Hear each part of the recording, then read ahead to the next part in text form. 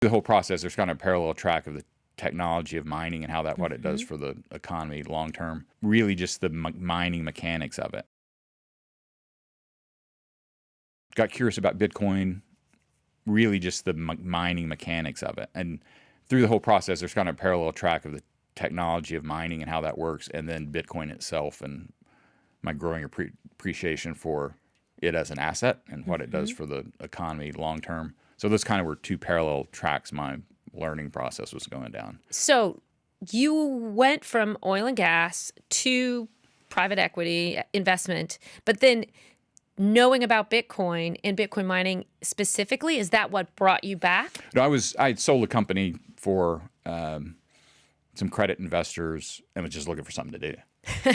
So A new project. yeah, and in my business, you always look at what's on the market to buy and assets. There's a pretty robust asset market, and you can everyone's selling properties all the time. So we're constantly looking at those. Yeah. And one came across after I'd spent enough time looking at Bitcoin. I'm like, that's kind of perfect for this. So when you identified the space, and is this when Amalgamated Sludge, your company, was created for that particular asset? I started that company just as a shell to do something with. Okay. After I sold the last company. So it's like, I like the name. There was, back in the day, a distressed credit buyer who was buying bad oil and gas loans, to work them out and stuff. This was back in the 90s.